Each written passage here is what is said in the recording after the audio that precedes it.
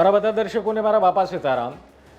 ગોંડલમાં અમિત ખૂંટના આત્મહત્યા કેસમાં જે કંઈ પણ વળાંકો આવ્યા એ બાદ હજુ પણ એક મુદ્દો છે જે મામલે પરિવાર સતત માંગ કરી રહ્યો છે અને બીજી તરફ હવે એવી માંગ થઈ રહી છે કે આ મામલે એસઆઈટીની રચના થાય અને જેના નામ સ્યુસાઇડ નોટમાં છે એમની ધરપકડ અથવા તો એમની અટકાયત કરવામાં આવે.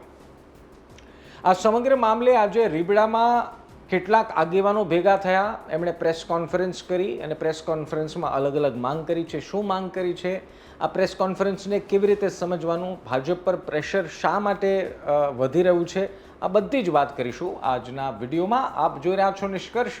હું છું નિશ્ચિત રાજકોટ.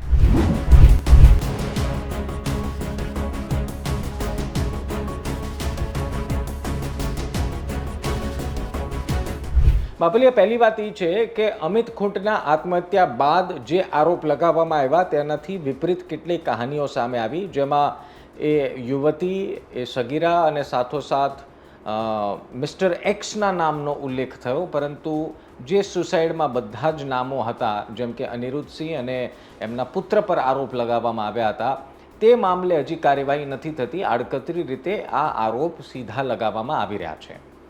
આજે જે ઘટના થઈ રીબડામાં, અને જે મને લાગે છે કે છેલ્લા 4-5 દિવસથી એની ચર્ચા તો હતી જ કે રીબડામાં એક બેઠક થવાની છે. એવું કહેવાય છે કે એવો દાવો છે કે 50 ગામના સરપંચ આજે એકત્ર થયા હતા. સાથોસાથ ભારતીય જનતા પાર્ટીના સ્થાનિક આગેવાનો પણ હતા, કેટલાક સભ્યો પણ હતા નગરપાલિકાના. એ તમામ લોકો આજે એકત્ર થયા અને પ્રેસ કોન્ફરન્સ કરીને અમિત ખૂંટના પરિવારના સભ્યો પણ હતા, એમના કાકા પણ હતા. હવે એક વાત સમજો કે આ તમામ આગેવાનોએ એક બબ્બે લાઈન પ્રેસ કોન્ફરન્સમાં કહી અને એક જ સૂરે વાત કરી કે જેનો નામ પ્રેસ નોટમાં જેના નામ લખવામાં આવ્યા છે એમની અટકાયત કરવામાં આવે, એમની ઉપર કાર્યવાહી કરવામાં આવે. એમના પરિવારના સભ્ય, એમના કાકાએ તો ત્યાં સુધી ચીમકી ઉચ્ચારી દીધી કે જો હવે અમને ગણતરીના દિવસોમાં ન્યાય નહીં મળે તો અમે આત્મવિલોપન કરશું. હાજર જે સભ્યો હતા, કેટલાક તીખી ભાષામાં તો કેટલાક મીઠી ભાષામાં આડકતરી રીતે એ સંકેત આપી રહ્યા હતા કે પ્રેસનો જે સુસાઇડ નોટ છે એમાં જેટલાના નામ છે એની ઉપર હજી કાર્યવાહી નથી થઈ અને આ મિસ્ટર એક્સનું જે ગતકડું ઊભું કરવામાં આવ્યું છે એ ગતકડાને બંધ કરી જેના નામ છે એની ઉપર કાર્યવાહી કરવામાં આવે, એસઆઈટીની રચના કરવામાં આવે. હવે આને થોડું વિસ્તારથી સમજવાનો પ્રયાસ કરીએ તો આનો મતલબ એ છે કે ભારતીય જનતા પાર્ટીના સભ્યો હોય, એટલે કે સંગઠનના વ્યક્તિ હોય, સ્થાનિક કક્ષાએ સભ્યપદ ઉપર હોય કે પછી સરપંચ હોય, આ તમામ લોકોએ સાથે નક્કી કરી લીધું છે કે હવે આપણે એક જ દિશામાં એક જ માંગ કરવાની છે. આનો સીધો મતલબ એ પણ છે કે આ પ્રેસ કોન્ફરન્સ કરીને એક હાઈકમાન્ડ ઉપર પ્રેશર ક્રિએટ કરવાનો આ પ્રયાસ છે કે ભારતીય જનતા પાર્ટી ગાંધીનગરથી કોઈ એવો આદેશ આપે અને ગોંડલમાં એ થાય જે અમે ઈચ્છી રહ્યા છે અથવા તો જે સુસાઇડ નોટમાં નામ છે એ થાય. એક તરફ પોલીસ છે જે આ સમગ્ર કેસમાં નિત નવા ખુલાસા કર્યા, અટકાયત કરી, ધરપકડ કરી, ત્યારબાદ જામીન પણ મળ્યા. અને બીજી તરફ હજી એક જે તલવાર અથવા તો કહો એક ગતકડું લટકેલું છે એ છે મિસ્ટર એક્સ. મિસ્ટર એક્સનું નામ તો આપી દીધું, પરંતુ આ મિસ્ટર એક્સ ક્યાં છે એ વાતને લઈને હજી સુધી કંઈ એવા ખુલાસા નથી. હવે ખબર નહીં પ્રેશરના કારણે હોય કે બીજું કોઈ કારણ હોય, પરંતુ આ પ્રેસ કોન્ફરન્સમાં એક વાત 100%ની સાચી છે કે અમિત ખૂંટના પરિવારને ન્યાય મળવો જોઈએ. રાજકીય મહત્વાકાંક્ષાઓ પાર પાડવામાં જે આખું હની ટ્રેપનું જે આખું કાવતરું રચવામાં આવ્યું એના એક પાનાઓનો ખુલાસો થવો જોઈએ કે આમાં મૂળ જે વ્યક્તિ છે એ કોણ છે, કોના ઈશારે થયું, એ કોઈ વાતનો હજી ખુલાસો પોલીસ કરી શકી નથી, કારણ કે પોલીસ હજી તપાસ કરી રહી છે.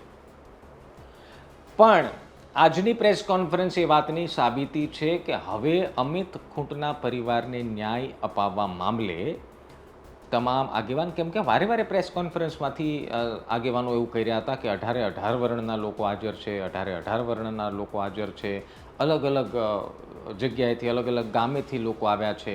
કહેવાનો ભાવાર્થી છે એવું દર્શાવવાનો પ્રયાસ છે કે અમિત ખૂંટના પરિવાર સાથે અમે સૌ કોઈ હાજર એમની સાથે છે અને ન્યાય ત્યારે જ મળશે જ્યારે સુસાઇડ નોટમાં જે નામ લખવામાં આવ્યા છે એ પ્રમાણે કાર્યવાહી થશે.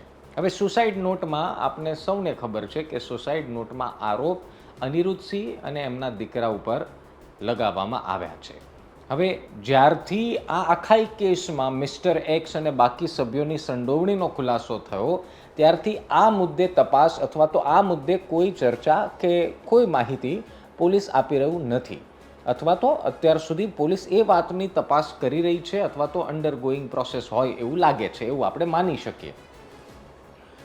પરંતુ હવે ધીરે ધીરે આ મામલો માત્ર પોલીસ તપાસ સુધી સીમિત નથી રહ્યો. આ મામલો હવે હાઈકમાન્ડ ઉપર એક રાજકીય રીતે પ્રેશર બિલ્ડઅપ કરવાનો પણ છે અને એ થવું પણ જોઈએ.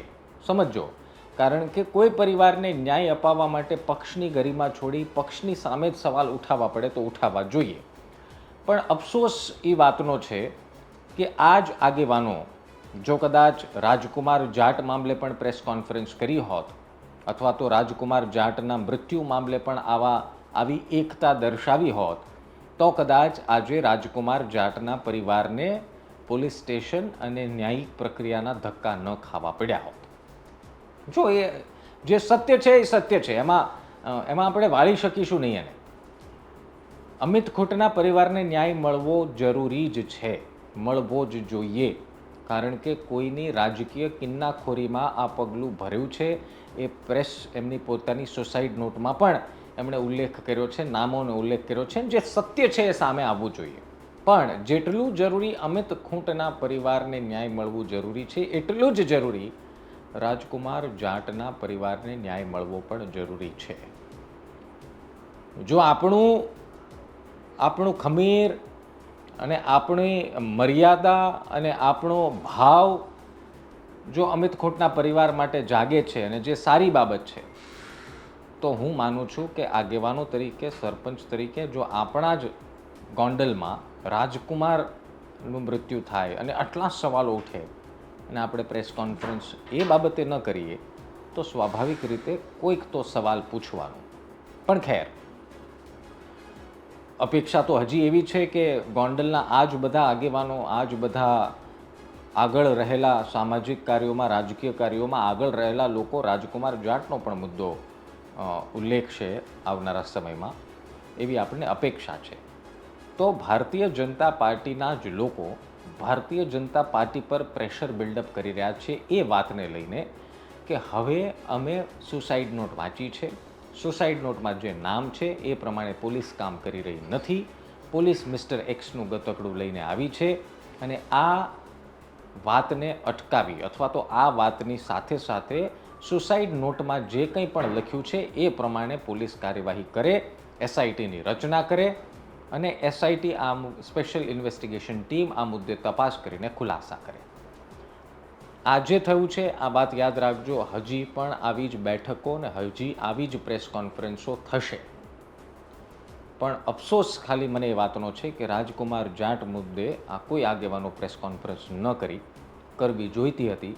આપણા જે ગામમાં રહેતો એક જવાન જોત માણસ, એક નવયુવાન, એનું મૃત્યુ થાય, મૃત્યુ પર સવાલ ઉઠે તો એને પણ પોલીસ ન્યાય અપાવે એ વાતનું પ્રેશર પણ આ જ ભારતીય જનતા પાર્ટીના લોકોએ ભાજપ પર કરવું જોઈતું હતું. અને આમ રાજકુમાર જાટનો મુદ્દો તો સદન સુધી પહોંચી ગયો, પરંતુ અપેક્ષા હજી પણ તમારા લોકો પાસેથી છે કે તમે કરશો.